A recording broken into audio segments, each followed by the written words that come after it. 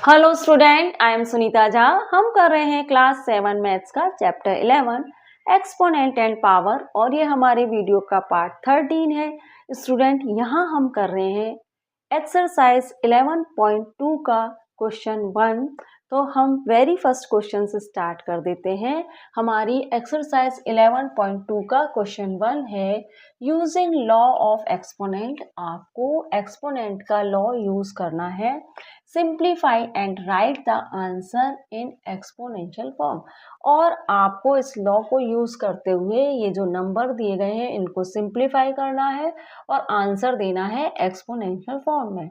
इन numbers को simplify करिए और आंसर दीजिए एक्सपोनेंशियल फॉर्म में और लॉ ऑफ एक्सपोनेंट आपको यूज करना है। ठीक है, क्लियर हो गया। सिंप्लीफाई करना है इन नंबर्स को, आंसर देना है एक्सपोनेंशियल फॉर्म में और लॉ ऑफ एक्सपोनेंट आपको यूज करना है। ठीक है, फर्स्ट पार्ट देख लेते हैं। देखिए यहाँ पे क्या है, बेस तो है हमारा कॉमन और पावर है डिफरेंट। तो लॉ ऑफ एक्सपोनेंट कौन सा यूज करेंगे? मल्टीप्लाई करते समय अगर बेस कॉमन है और पावर डिफरेंट है तो क्या करते हैं हम, a m plus n, base ले लिया कॉमन और पावर्स को कर दिया ऐड। ये वाला लॉ यूज करते हैं हम, लॉ ऑफ एक्सपोनेंट यूज करते हैं, लॉ ऑफ एक्सपोनेंट। ठीक है, इसको हम यूज करके करेंगे इससे। ठीक है, तो बेस क्या है मेरा? बेस है मेरा 3। आप देख रहे हैं तीनों जगह बेस 3 है और ये कॉमन आ रहा है, इसको इस तरह से लिखेंगे और पावर्स को कर देंगे ऐड इस तरह से और हमें आंसर मिल जाएगा बहुत ही simply 3 raise to the power 4 and 2 6। 6 और 3 होता है हमारा, कितना होता है, 9 होता है। तो इस तरह से हमें आंसर मिल जाएगा बहुत ही सिंपली फर्स्ट पार्ट का 3 raise to the power 9। Second देख लेते हैं। यहाँ पे भी बेस आप देख रहे हो कॉमन है और पावर डिफरेंट है, लेकिन इस बार हम कर रहे हैं डिवाइड। तो कौन सा लॉ यूज होगा एक्सपोनेंट एंड पावर का? ए न्यूमरेटर में से डिनोमिनेटर की पावर को माइनस कर दीजिए। न्यूमरेटर की पावर में से डिनोमिनेटर की पावर को माइनस कर दीजिए, आपको आंसर मिल जाएगा। अब इसी लॉ के अकॉर्डिंग हम इसको करेंगे, बेस ले लेंगे कॉमन, न्यूमरेटर पे पावर क्या है 15 और डिनोमिनेटर पे पावर है 10। न्यूमरेटर की पावर में से डिनोमिनेटर की पावर को माइनस किया, आंसर मिल गया 6 raise to the power 5। Clear हो रहा है ना? ऐसे कितने ही क्वेश्चन हम कर चुके हैं, बार बार बताने की जरूरत तो नहीं है ना आपको। ठीक है, आपने क्या करा, न्यूमरेटर की पावर में से डिनोमिनेटर की पावर को माइनस कर दिया। यहाँ पे 15 क्या है, एज अ एम है, एम की तरह है, और 10 जो है वो एन की तरह है, और न्यूमरेटर की पावर में से डिनोमिनेटर की पावर हो गए माइनस। यहाँ से भी आप देख रहे हो कि बेस है कॉमन, बेस कॉमन है और पावर है डिफरेंट, तो यही वाला लॉ वर्क करेगा। ए कॉमन ले लिया, एम और एन जो पावर है इनको कर दिया ऐड। अब आप बस इसको बहुत ही सिंपली कर लीजिए। ए लिखिए आप इस तरह से, पावर को कीजिए ऐड और हमारा आंसर आ गया ए रेज टू दी पावर 5। ठीक है, पावर्स हो गई ऐड और आंसर आ गया ए रेज टू दी पावर 5। बहुत ही सिंपल क्वेश्चन है स्टूडेंट, हम फटाफट कर लेंगे इनको। अब यहाँ पे अभी आप देखिए कि बेस जो है वह क्या है, कॉमन है और पावर है डिफरेंट। तो यही लॉ हमारा वर्क हो रहा कर रहा है यहाँ पे, क्योंकि हम कर रहे हैं मल्टीप्लाई। ए एक्स प्लस 7 2, बेस ले लिया कॉमन और पावर्स कर दी ऐड। हम एन और एम लिखेंगे क्योंकि हम लॉ यूज कर रहे हैं ना, एम प्लस एन यहाँ पे इस तरह से लिखेंगे। ठीक है, ये वाला लॉ यूज करके हम लिखेंगे। यहाँ पे लिख लीजिए आप जगह हो तो, लॉ ऑफ एक्सपोनेंट। नहीं भी लिखोगे तो भी चलेगा यहाँ पे।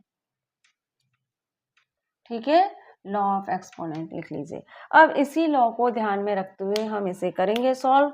तो हमारा ए क्या है, 7 है, एम क्या है, एक्स है, तो और आपका जो एन क्या है, 2 है।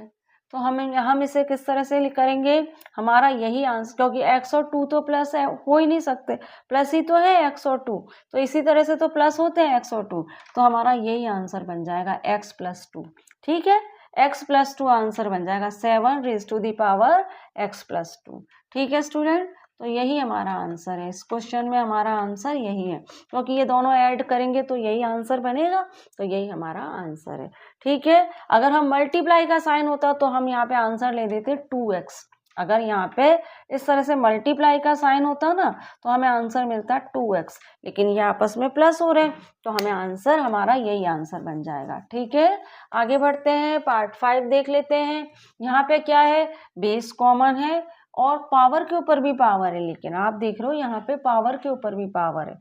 तो यहाँ पे क्या है, इस वाले क्वेश्चन को तो आप इस तरह से कर लीजिए, इस वाले पार्ट को तो taking power of power.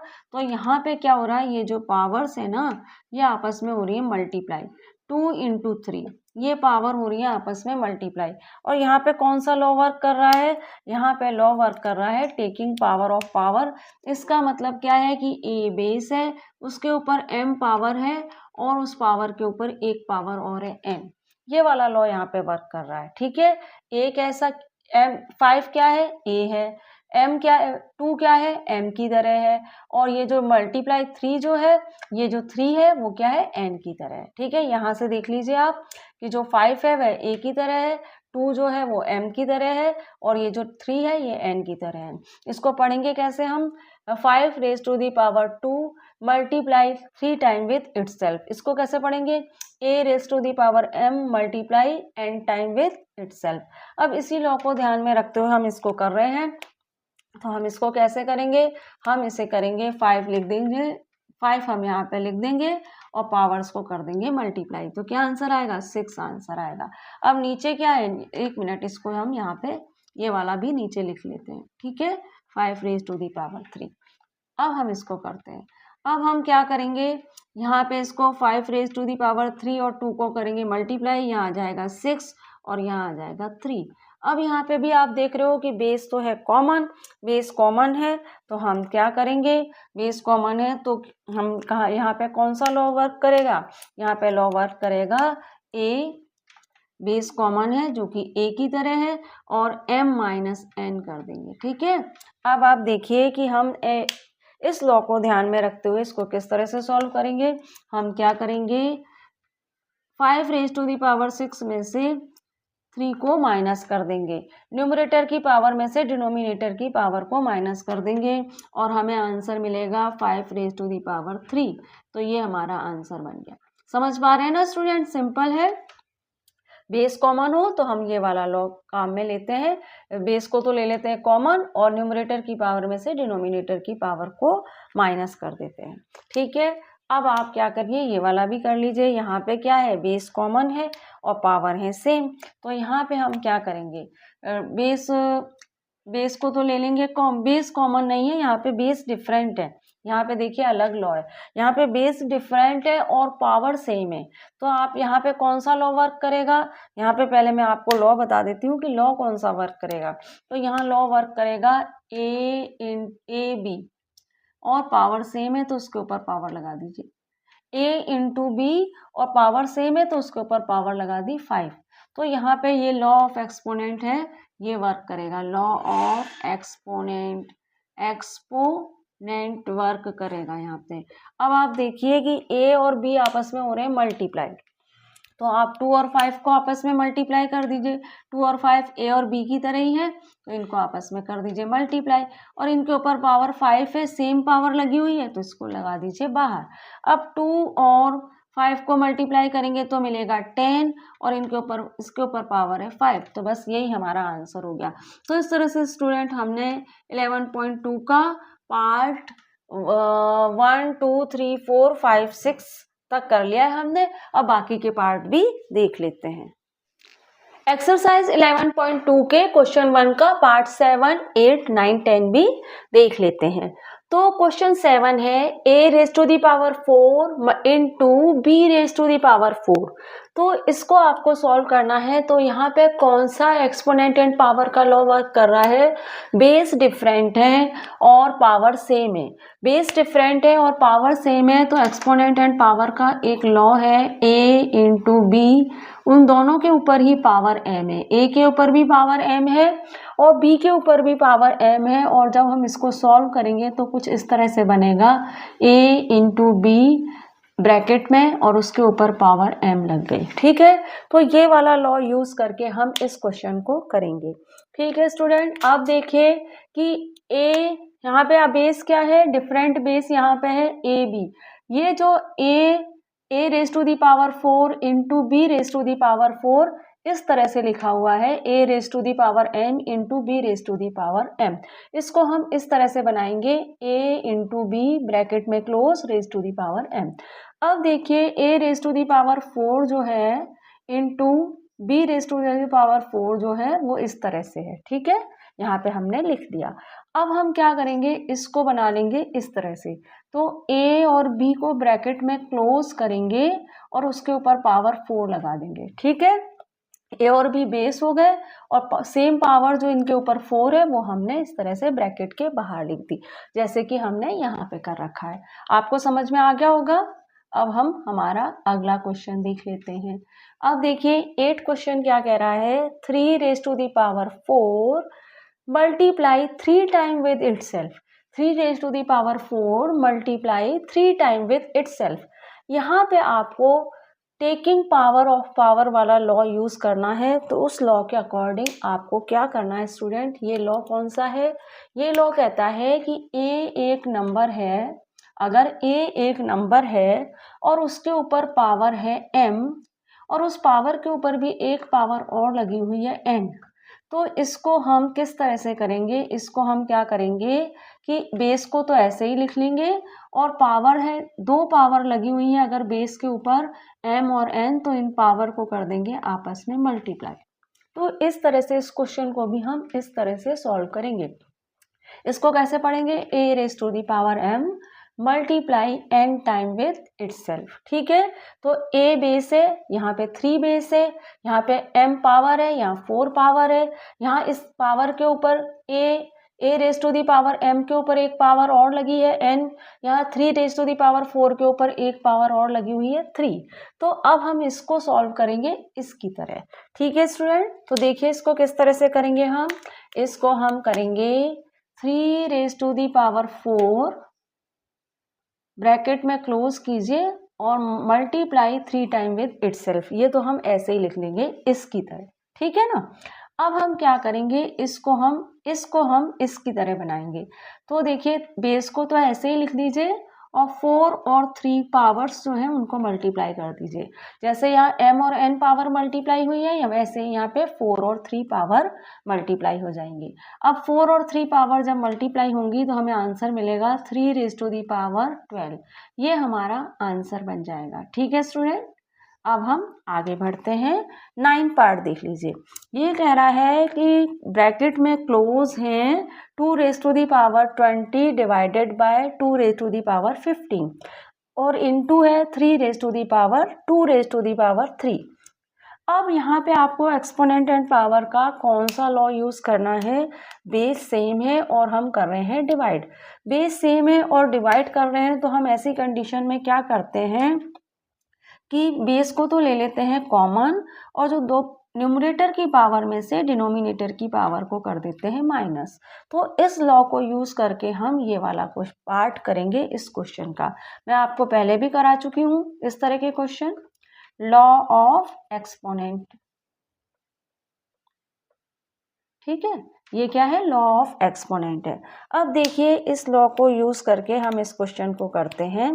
2 base जो है उसको तो ले लिया हमने कॉमन, न्यूमरेटर की पावर में से डिनोमिनेटर की पावर को कर दिया माइनस। ठीक है, न्यूमरेटर की पावर 20 है, डिनोमिनेटर की पावर हमारी 15 है और इसको हमने इस तरह से ले लिया।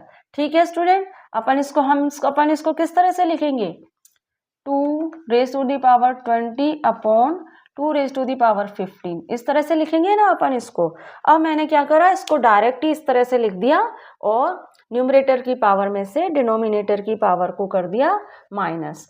अब हम क्या करते हैं, ब्रैकेट के बाहर जो नंबर है 2 रेज टू दी पावर 3, इसको भी लिख लेते हैं इस तरह से। ठीक है, 2 रेज टू दी पावर 3 को भी हम इस तरह से लिख लेते हैं।